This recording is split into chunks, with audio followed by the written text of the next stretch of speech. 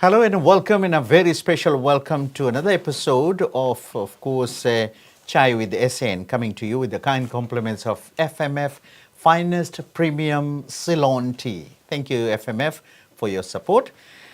Today we have a very special person. Of course, there's lots of things happening in our community, and this is to do with our health. And we have Mr. Marawa all the way from Diabetes Fiji. His role, what are the things that Diabetes Fiji is doing, and how it is being coordinated. Those are the things we're going to discuss. So, Mr. Marawa, thank you so much for coming. Thank you for giving us time. Chai with SN, of course, we enjoy the tea, and at the same time we talk about a lot of things. Diabetes Fiji, are you on the sort of like, more like curable side of it, or are you preventive side of it? Naka, Mr. Satya. First of all, I just want to acknowledge you and the team, and also want to say greetings to all our wonderful listeners tuning in from across the country, and also for those tuning in from overseas around the world. I bring a warm greetings from Diabetes Fiji, where we work every day to ensure that every person living with, or to say at the risk of diabetes, receive the support or care and education that they deserve. So thank you to the stations for giving us this opportunity to reach out to our people through this powerful platform, and also to the sponsors for this program. I wish to share a little brief about the organization. The Diabetes Fiji Incorporated is registered as a charitable trust established back in the year 2012. It's committed to promoting diabetes care. Well, your question was more on whether it's on curative or preventative, but we are more on preventative, care. So and we talking about also our organizations covers across Fiji in collaboration with the international. We registered and support in collaboration with the International Diabetes Federation, or the IDF, bodies that and with affiliated with the World Diabetes Foundation.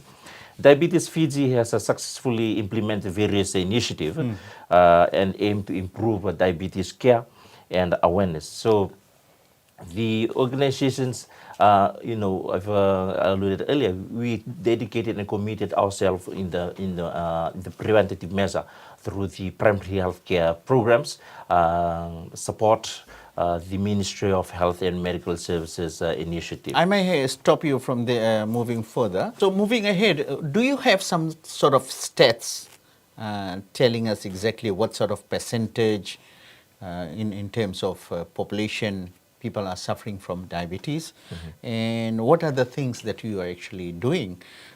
Because apparently we can carry on talking about diabetes here. There's lots of people saying, oh, that person has got diabetes and this person has got it. But from your side of it, your organization, do you have the stats which can tell us exactly what sort of numbers we have? Especially this is very much part of NCD. Yeah, well, diabetes is part of NCD. It's really concerning due to the number is quite alarming. The statistics I can provide to you, Mr. Satya, is based on the 2012 STEP survey provided by the ministry. They count to be 16% with adult population account to have diabetes. So overall 16%. Overall 16%. So with that's a huge number. Quite a huge number. We compared to our population. I'm talking about our population. So that we look at that's from the year 2012. Okay. And hope the ministry, together with other stakeholders and development partners, are working on the clock and trying to get the latest stats. We're hoping will be out sometimes this year. We're hoping that number will be increased from the 16% and might be coming up to somewhere 30 or 20 to 30%. Oh my God, that's big. It's that's quite big. A lot, yeah. So the preventive measures that you are sort of like promoting, there are so many things. Are people seriously looking into how to control it, how to look after themselves, the food and all those things? Yeah. Something I wish to echo as well is that one of the biggest challenges, not only with us, also with the medical professionals within the ministry, is when persons who've been identified who might have pre-diabetes, one of the challenges with us is ignorance or Right. denial. People are yet or ready to come forward and as to be, have a sort of acceptance they have diabetes. So we have a program within the organization together with the ministry. We have counselors around the country through the support of Empower Pacific, who have been dedicated, who are well trained to reach out to these people who have been identified with the pre-diabetes or persons who already have known diagnosed with the disease. So that's one of the challenges area with us, to have a person living with diabetes will have acceptance. So acceptance is quite a challenge. So with our preventative measures, we still trying to reach out to them, provide the counseling services. There's a lot of talk about genetics. I mean, people saying just because parents had it, just because grandparents had it. That could be one of the excuse that people are saying that's why they got it. But there are some measures which can be sort of looked at and people can definitely control it.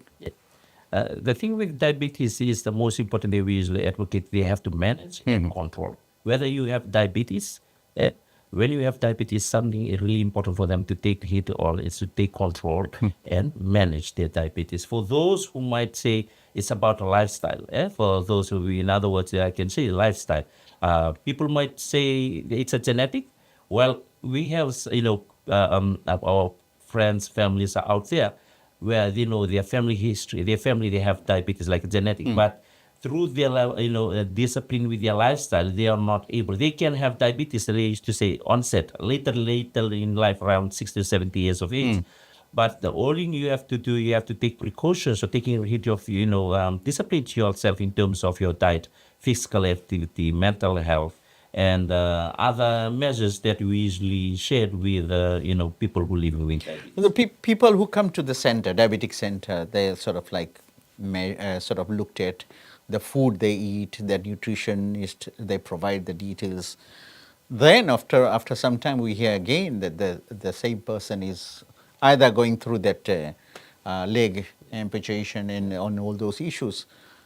Where do we go wrong? I mean, why don't people take it seriously? Okay, right, diabetes is there and somebody has to take action.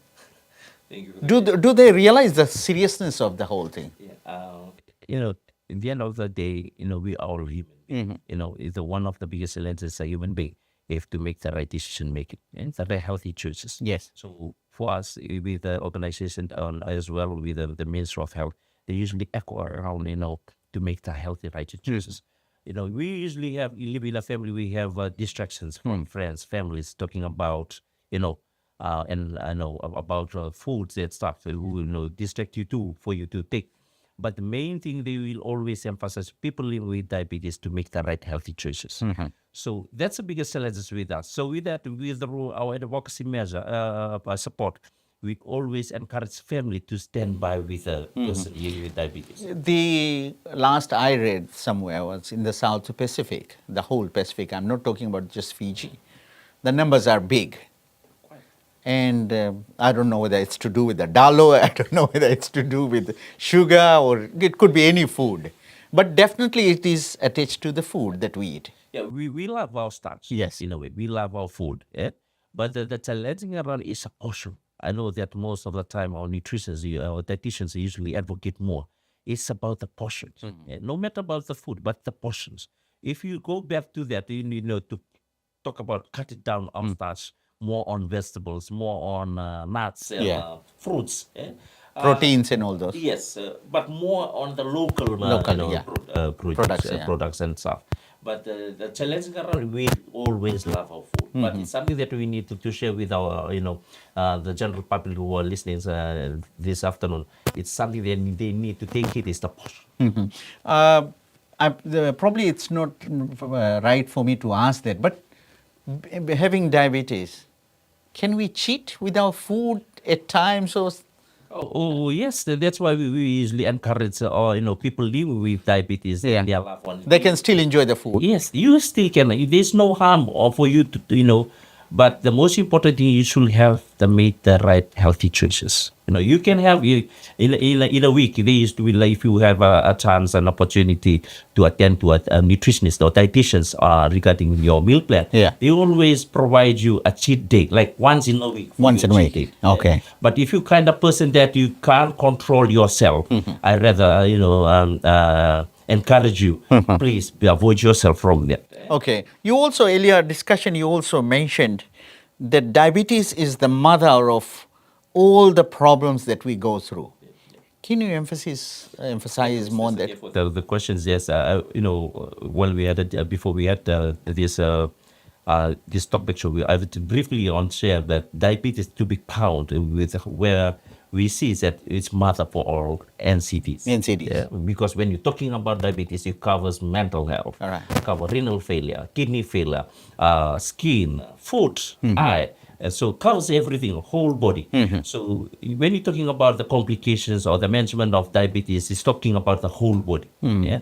If persons living with diabetes not adhering to the advice, whatever information be shared with them, if they take lightly in a way, they are the one who will be suffering with the consequences. Talking about amputations, with the foot ulcer and so forth, infected.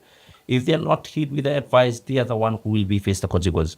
While we're talking about the food, we will not also be talking about other parts of the body, the eye, the renal failure, and skin, and so forth. So it's quite challenging for people, the persons living with diabetes, to adhere with the advice, but it's a must for them to take, precautions about it. Yeah. We always say the kids are the strongest advocates of all these things.